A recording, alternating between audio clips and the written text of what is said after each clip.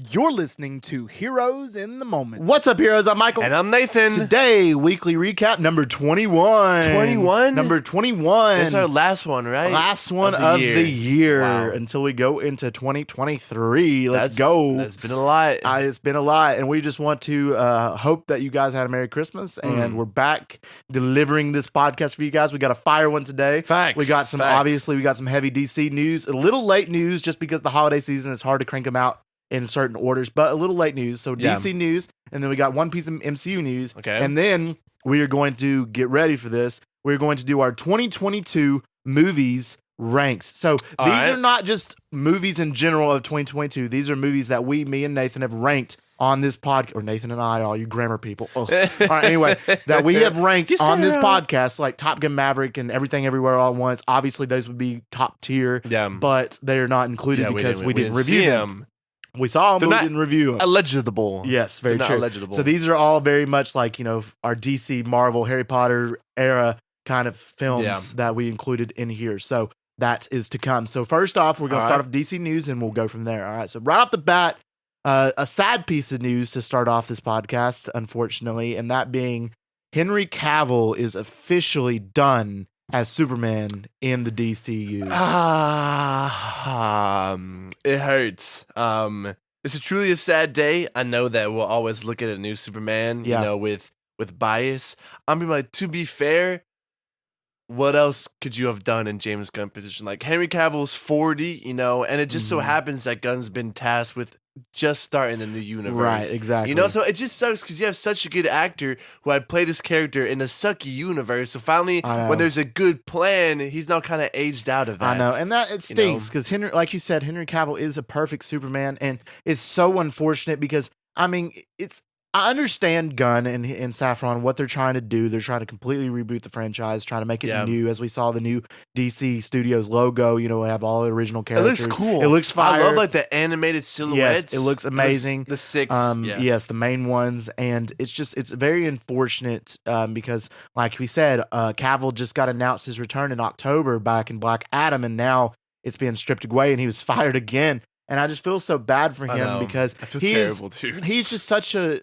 humble and kind, and he loves and cares for his craft so much that I feel bad for him. And I know a lot of fans are so mad about this, more so than we are, because everybody's already like, kill Gunn, like get rid of Gunn. I hate Gunn, get him out of here. He's doing he's doing what he needs to do, but it's just really unfortunate because I would have loved to seen Henry Cavill's Superman fleshed out better because we never really got that in his movies. Like, Man of Steel, decent, right? Batman vs. Superman, horrible. Justice League, not good either. The Ultimate Edition, I liked. Ultimate Edition's decent, and then you have Snyder Cut, which was pretty good. So, but still, we still haven't got his character the way we should have. I know. And it's really unfortunate. So I feel so bad about it, but at the same time, I understand what Gunn's trying to do. I know. Like you said, it's literally the worst situation possible. It's like the best decision made and terrible decision. Like, the timing, man, just imagine if Cavill was like 10 years younger just starting out. That would be fire. But it's something like this where, we want kind of those separate, maybe one-off movies. You know, I know he probably won't do that, but rest in peace, Henry Cavill. You will be missed. We understand, but man, like you said, I feel bad. I just feel bad for him. I know. He quit The Witcher. I believe. Well, right? it wasn't because of the fact. I think they came out and said it wasn't because of the fact he was going to do DC again. It was he quit The Witcher because he read the books, he knows the video games, he knows the story, and he didn't like the way the writers were doing the character. So I think that's why. Okay, so he's definitely a nerd. Like, he's very much a nerd. Yeah, he knows his stuff. He does. He's a gamer, nerd of all time. Oh, for sure. For sure. So it is very important. I just feel bad for him because I know he loved playing Superman, and just to get like an email from Gunn and Saffron saying, "I'm sorry, man, you're not coming back," that would just rip your heart out. They better pay him a boatload of money. I really hope they do. So rest in peace, Henry Cavill, Superman. You will be missed. You will be missed. All right. So next piece of news, it's still Superman news, but it's about the DCU, and it has been announced. Actually, it hasn't been posted, but it's been announced by James Gunn that there will be a new Superman movie, and he's writing it. What do you think about that? Writing it? He's writing it. It's fire, right? He said that he's planning on doing one about Superman's early life. Right. So it's not going to be an origin. Not an origin. But it's going to be younger, earlier version like the Batman was. Okay. That'd be cool. Just kind of figure it out. And where is he? Metropolis, working for the Daily Planet. Daily Planet. Very home-oriented, Lois Lane, Jimmy Olsen. I know, and I wish we had that with Henry Cavill. I know, I would have loved that. They'll go young with the actor. I'm sure he'd be great. Yeah, but I've already seen, of course, some fan casts already. Of course, I know that's huge news. That's huge news. That's big. But I'm glad he's starting off with their biggest piece. You know, as he should. So as he should. So I'm telling you, I completely agree. That's awesome. I have full faith in the plan. I love that. I don't know who they're going to get to direct. My hope is still Spielberg. That would be beautiful. That would go crazy. I mean, James Gunn writing, Spielberg directing. I think that would go really hard. Beautiful. Yeah. I would love that. And like you said, I'd love an earlier version of Superman. Get Lex Luthor. Get Jimmy Olsen and Perry Grant, all these other characters that go in the Daily Planet, and just this basic plot that is very grounded but yet fun. I would love that. So I'm excited for that. All right, next up, because of the news with Henry Cavill, it can be also inferred that Jason Momoa and Gal Gadot are not coming back. Yeah. Which is sad also, but it makes sense considering what he's trying to do now. Like I said, if you're scrapping Cavill, you're wiping the whole slate clean at that point. So, I mean, I never had too much of an attachment to either, actor, actress. While they're great in their roles, I definitely do think they're not a Henry Cavill in the situation. No, I understand. He was the only, it felt like irreplaceable one. Right. He was definitely, and definitely from the DC studios, you can tell from what it looks like in the picture of Aquaman, he looks definitely younger and more comic accurate. Yeah. So looks like they're leaning more into that as to Momoa. I mean, I'm excited for that too. Yeah. But I mean, who says Momoa won't come back as Lobo? That's very true. That's very true. Gunn will use him in some way. As long as he's willing to do it, right? And those things. And another thing I wanted to bring up is based off of Gunn's social media presence, you can kind of hint at certain levels of who's going to be involved in the future of DC, which is kind of weird to me because he's been replying to fans. Yes, exactly. No, because on his social media, he posted the Blue Beetle poster, and he's not really mentioned any of the rest of the movies coming out besides Blue Beetle. So my question is that going to be a part of the greater DCU? I don't know. I mean, if no news has come out that it's been scrapped, I say as for now, it sticks with it. Yeah. I mean, for Blue Beetle, there probably won't be anything related to the DCU, So that's very why not, maybe possible. Another thing is Zachary Levi commented on one of Gunn's posts, and James Gunn pinned it. So my question is he keeping Zachary Levi as Shazam? I hope not. Well, no, Zachary Levi's a fantastic Shazam. Yeah, so but man, the movies are gonna suck. Well, the first one's amazing. The first one's amazing. I would say amazing. I would say it's a mediocre. It's a great movie. It's a great origin. It's a phenomenal comedy. I mean, it captures the essence of the characters so well. The first one does. I don't think the second one will capture it. I think the second one will be a terrible movie. I really do. Unless it blows us away. It's going to be awful. But it's that. I mean, of course, he could just be friends with Zachary Levi, and that could not have any. I think it's just friends, dude. Like you said, if he's scrapping Cavill, he's scrapping everybody. Right. But the only thing that could be brought up with the potential with that is the fact, when it showed Superman in Shazam, it never showed his face. So that has those possibilities where it could be adapted. So we don't know. So we'll see what goes on with that. So also another piece of news that we got is apparently Green Lantern series on HBO is going to be adapted into a movie. Such a W decision. I mean, that's W, right? He's one of the big six. Yes. And it's awesome seeing them flesh out the characters in their own solo projects first. For sure. So. You see the comment, they're like, are you bringing back Ryan Reynolds as Green Lantern? He's like, nah, that's not priority. No. But, I mean, yes, we want a Green Lantern story. I don't know if it's going to be centered on Jon Stewart or if it's going to be centered on Hal Jordan. I don't know which one they're going to go. Hopefully Hal Jordan. I hope Hal Jordan because he's the original. Yeah, they got to go with that. I hope they go with the original first. And then if they want to bring in, of course, later, they could do that. With Jon Stewart, but we'll see. I hope they'd go with Jordan first and continue with there. But that's a W decision as well. So W. Another lost my voice. Another piece of news is Ben Affleck is going to direct maybe a possible DC project in the future. All right. So I mean, he's a talented director. Wasn't he the one slated to direct the Deadpool? I mean, what's the dude's face? Deathstroke. Yeah, right. Wasn't he going to direct that? I think so. With Joe, what's his face? I think so. I think he was going to do something with that. Apparently, what I hear from Affleck, he's a decent director. He is. He is a decent director. Too much of his obviously, he's not going to be Batman anymore, so they want to include him in other aspects and ways. So this might be a cool way to do that. I know. I mean, and if it involves Batman, I'm sure he'd have some valuable insights on the character, especially the Bruce Wayne side. But right. You know what? I think it's a good move. Yeah, I think it is. If Gunn trusts him, man, to direct a movie, I trust him. For now, anyway, unless it all bombs. Yeah, and then we'll riot. And then we'll go out in the streets. And then I will take over DC. No, I'm just kidding. All right, next up, MCU news-wise, just one piece today and it's centered around Austin Butler, former, who played Elvis this past year, did an amazing job. He's an Oscar contender this year. It's rumored that he is really fighting for the position to try and play Human Torch, Johnny Storm, in Fantastic Four. He would kill it. He's a good actor, but is he Johnny Storm? That's my thing. I mean, he's got the look, but at the same time, though, can he do it? We've only seen him in Elvis, so. Right. Well, I've seen him in other stuff. I mean, he was a Nickelodeon, he starred in a lot of Nickelodeon shows. So I mean, dye his hair blonde. He can pretend to be a cocky, like a little. Well, his hair is naturally blonde. Is it actually? Yeah. It's not brown? No. I think he could do it, and I think that wouldn't be too bad of a cast. I'm surprised that they haven't cast somebody already. I know. I'm surprised they have not announced the cast. I mean, it's coming soon, so we'll see. Maybe they already have somebody who's like, give me their spot. I don't know. We'll see. But Austin Butler, I mean, he's a W actor, so I'd love to see him. I mean, he's definitely possibly going to win the Oscar next year, so we'll see. You think so? It'll be him and Brendan Fraser for sure, so we'll see what goes on with that. All right, so that concludes the MCU and DC news that we had today. So that brings us to our 2022 movies we've reviewed and ranked. All right. We got 9 movies we're doing.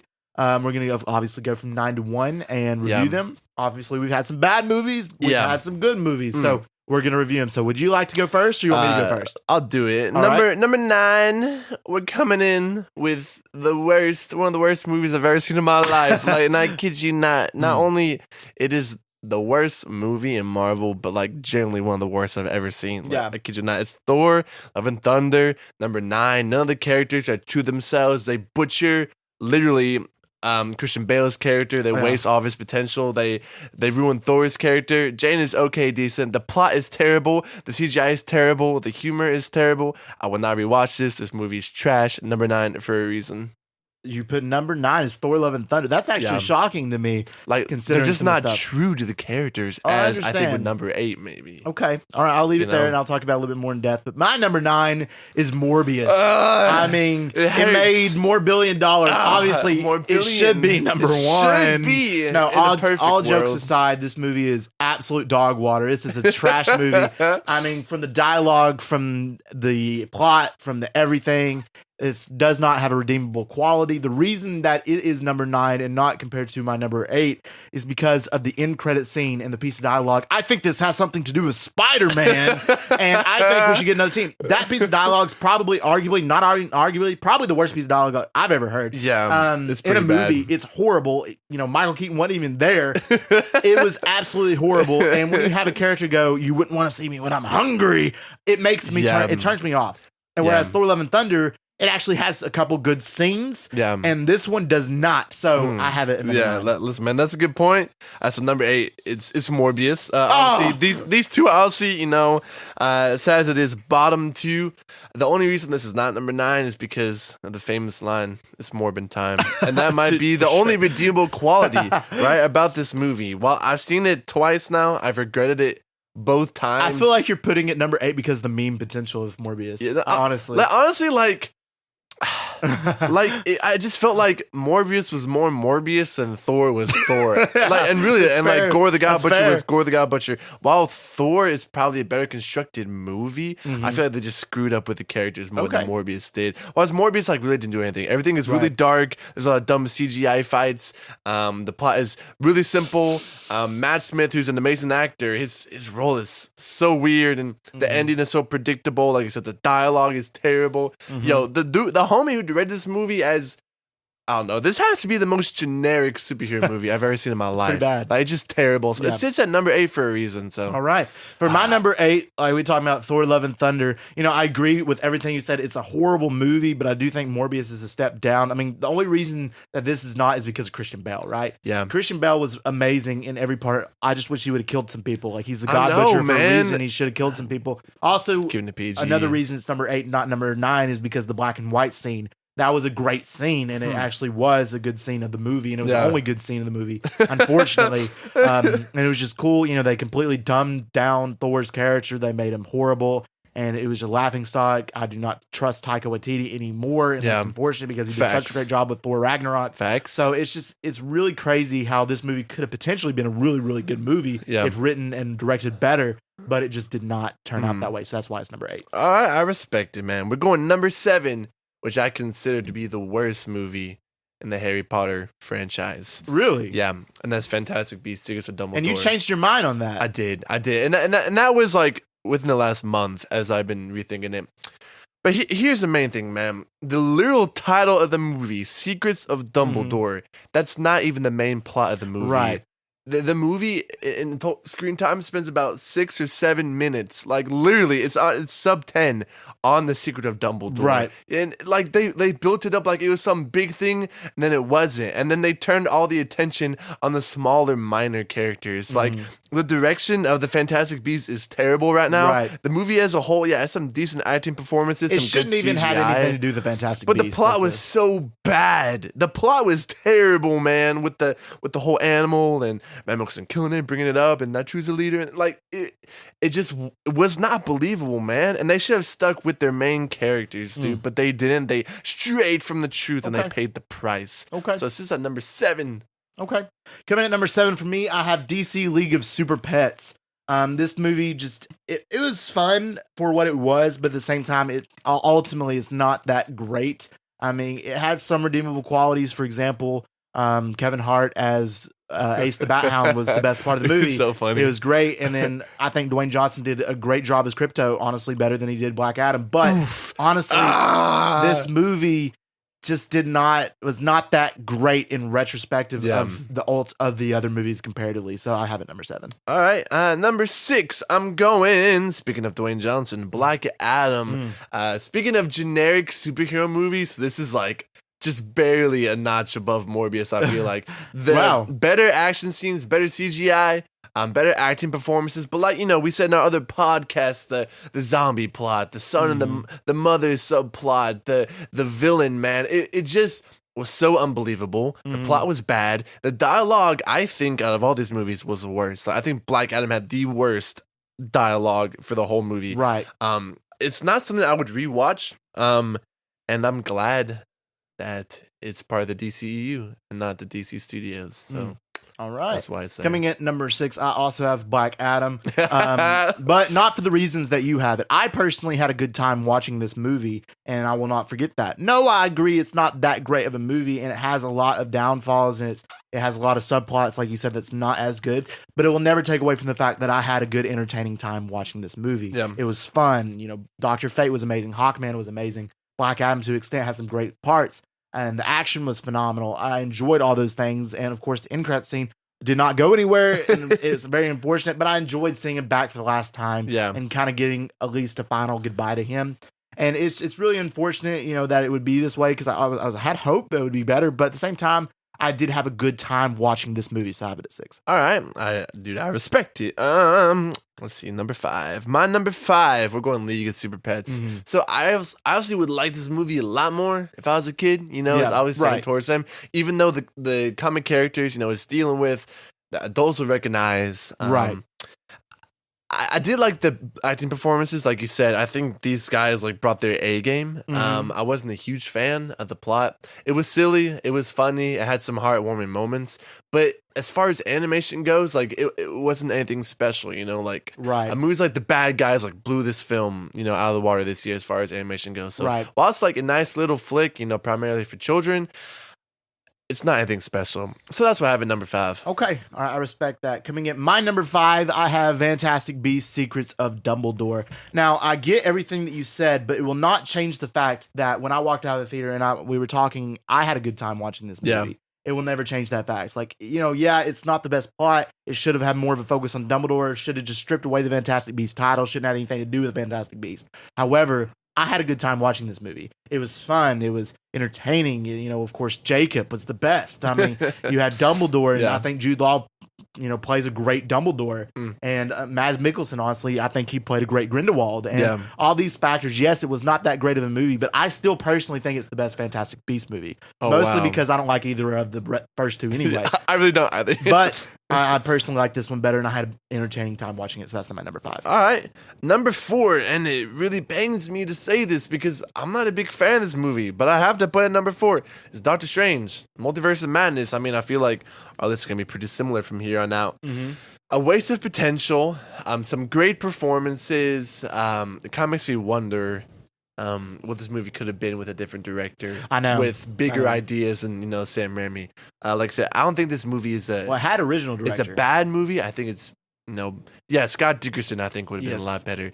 And you can see still some of those tiny horror elements. Right. But as far as MCU movies go, it's about middle of the pack. Mm-hmm. It's nothing special, but it's not bad. Right. No, I agree. And that's why number 4 for me is also Doctor Strange and the Multiverse of Madness.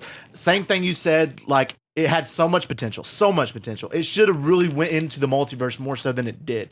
And honestly, it's this high because of Scarlet Witch. She carried this movie. And she was a great villain. She was a great character, and it was phenomenal to see her in this movie. But other than that, they did not do well with Doctor Strange as the character, and they didn't do well with a lot of other aspects. I didn't enjoy the America Chavez plot, and a lot of this other stuff just was unfortunate. But the Illuminati cameo and the Illuminati scenes were cool, and I enjoyed those parts. And like you said, it's about the middle of the pack MCU, so not a horrible movie, but at the same time, it should have been better than what it was. Exactly. I agree, man. Yeah. That brings us to top three. Top three. Yeah. Top 3. I think we know what our 1, 2, 3 is. 3, yes, obviously. Wakanda Forever. What can I say? It's a top 10 MCU. Mm-hmm. I love the themes, right? You got themes of family, of grief, of loss, of revenge, of forgiveness. Those are great themes. They really do a good job expanding on the characters. Mm-hmm. Despite everything that happened, they made a terrible situation good. Ryan Coogler, bro, just put him over everything, like I say. Please. There's not too much terribly wrong with this film. It's a good Marvel movie, so number 3. Number 3, I also have Black Panther Wakanda Forever. Phenomenal movie. I had a great time watching this, and I like you said, I feel like we both were going back and forth between this one being 2 and 3. Yeah. And the reason I came with it at 3 is just because of how much heart 2 had compared to this one, and how much difference and how much of a spectacle 2 was that we'll talk about. Yeah. And this movie was phenomenal. Great villain, and I love this movie. Nothing bad to say about it. And I can't wait to see more of Letitia Wright in the future of the MCU as well. That brings us to number 2 and the movie we just watched recently, and that's Avatar: Way of Water. This movie is a very good movie. The CGI special effects, it's amazing. It shows you just what money and time, will get you. Right. They really flesh out the characters well, despite bringing in a lot of them. Sure, there's a couple like little subplots I'm not a huge fan of, and kind of a couple things that don't make sense, but they really expand on these characters well, on this world well, and it sets up a nice future, for this Pandora world. So yeah, I like it. Number 2. And that brings me, I have also my number 2, Avatar: The Way of Water. It's a great movie. What can we say? Obviously, you wasn't a huge fan of the first Avatar, right? Yeah, I'm not. I enjoy the first Avatar. I would say the first Avatar is probably like an 8 out of 10. I really like the Really? I really like I'm the giving first that Avatar. like a 5.5. No, that's low. Nah, dude. CGI is good, but the plot is nothing special, man. It's not be nothing special, but it was good. It's too long for too long. Entertaining movie, and I enjoyed it. I love the first Avatar, but this one really upped the stakes with it. And I think it's a great movie. I think, everything from the family oriented plot to the villain to everything about it was just a really good spectacle of a movie. So I have it number 2. That brings us to number 1, and it's pretty clear what it is, man. It's Matt Reeves, it's Robert Pattinson, it's Barry Keoghan, it's Paul Dano, it's Colin Farrell. You know what it is? It's the Batman, man. It's pretty obvious, dude. I love this style, this thriller, this dark style, showing Gotham for what it truly is. These characters, bro, they kill it. Comic accurate. Sure, there's always going to be something you don't like. It's a little slow in the third act, you know. Some people didn't like to take on Bruce Wayne, but maybe that's them. But this movie is a very good superhero movie. Right, it is. And I'm excited for the future after watching it. I completely agree, and that's why my number 1 is the Batman as well. Has those 7 vibes. It's a phenomenal movie. It's it's 2 hours and 55 minutes, but it doesn't feel like that way in most senses. Yeah, you have Zoe Kravitz who killed his Catwoman, Colin Farrell, Penguin. Yeah. I mean, all different aspects of this movie were phenomenal. Paul Dano's Riddler. I mean, and just Robert Pattinson's interpretation of Batman is probably the best interpretation we've seen, honestly. And it was so good. Just needs to work on the Bruce Wayne, but I think that'll be developed in a sequel. Yeah. But like you said, nothing bad to say about this movie. It's really one of the best superhero movies of all time. Definitely top 10 superhero movies in general. Such a good movie. I would watch it a million times over. I love this movie. The Batman. All right, guys, if you enjoyed this episode, let us know by giving us a review and a download. Our podcast, Here's on the Moment, is available on all major podcast platforms, so check us out. Speaking of, our last episode was Spider-Man Across the Spider-Verse, the trailer breakdown. So check it out. It's crazy. Got a lot going on. So we're going to break it down for you. If you want to stay up to date with all of our news, our announcements, our updates, check out our socials. We got an Instagram. Here's in the moment and a TikTok. Here's in the moment with an extra T. And we just want to thank you all for listening. And we hope you have an amazing new year. And we love you 3000.